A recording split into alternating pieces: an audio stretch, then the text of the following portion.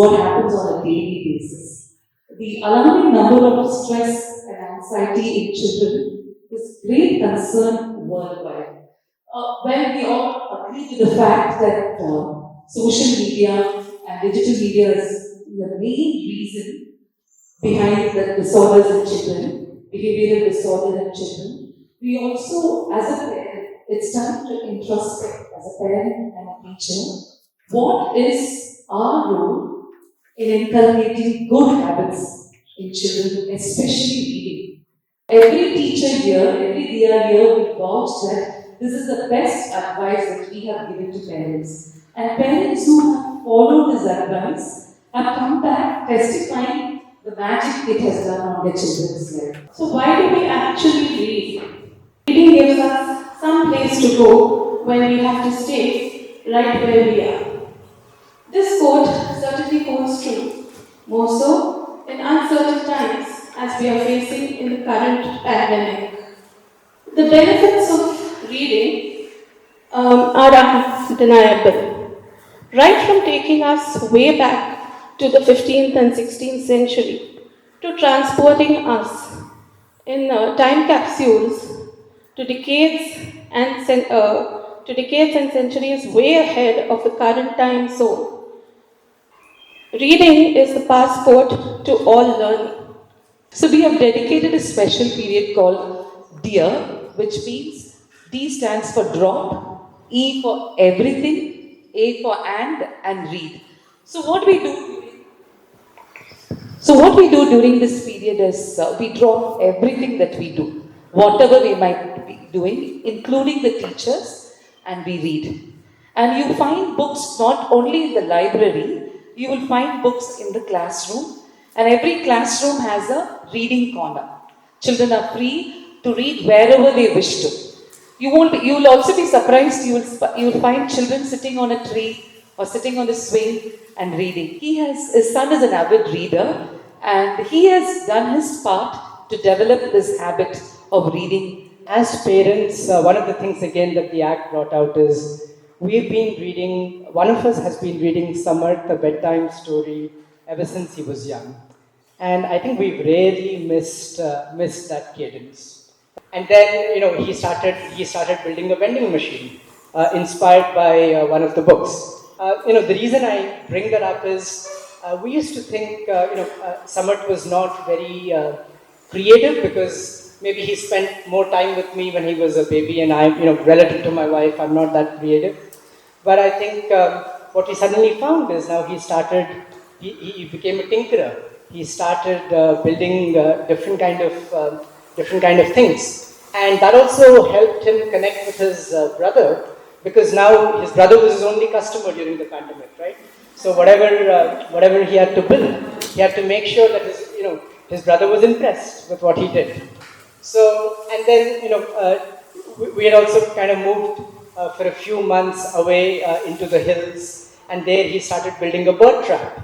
So, and I think some of these ideas definitely came to him from the books that he was reading.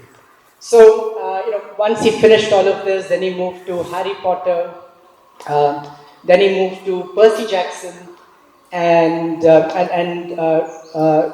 right now I think he's on Artemis Fowl, right? So I think even in terms of the themes and what, to borrow from what Didi said, time travel, right? So the other benefit that we've seen of reading is, and then I'll use an example. So I had a huge world map pasted on a wall, and during the pandemic I wanted someone to look at the world map and learn which country is where, right? And that's a very traditional form of trying to teach your kids, the country names and possibly their capitals and which are the oceans and all of that. But I think, in Geronimo Stilton, the mouse actually does time travel. Right? There's so much of a history baked into that. And I forgot to mention he's recently caught on to Tinkle. And so in Tinkle also, there is so much of general knowledge, history, geography, all of that. So what we found is, I think, picking up tidbits about history, about geography, about, learning all of this through these books has been a lot more effective than me possibly pasting an atlas on a wall and trying to ask questions, right? So I think that's the other benefit we've seen. And I think one other thing I would like to add is, as Samarth started reading, I think we wanted that, we were conscious to make it a zone of his own.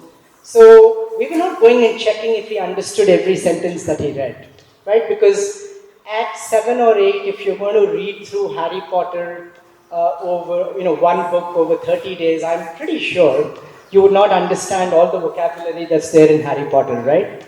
But I think what was more important is, as long as he was enjoying what he was reading, and even if he understood 50% of it or 60% of it, I think that was like purpose served, because it kept him engaged. He took away something from it. And in Harry Potter's context, I want to add, he was never allowed to watch the movie before reading the book.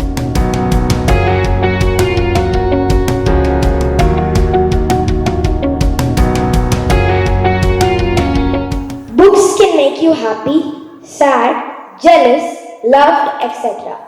Lessons are ridiculously sesquipedalian, but nevertheless, they're still very limpid. But I am still interested in learning them because of my experience to learn about character. What on earth did you just say, Lila? Oh, Ikshwa, it's just that I'm highly influenced by Shashi Tharoor's vocabulary. What? Yeah, let me explain it in simple terms, okay? Okay. Although our English lessons are lengthy, they're quite simple. Oh, that's all? Yeah. Oh, God.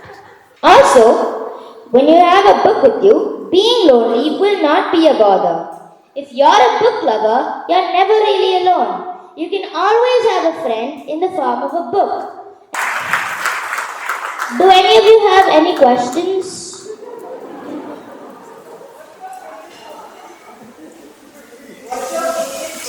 My favorite book is Tom Gates. My favorite book is Harry Potter. My favorite book is The Fountains.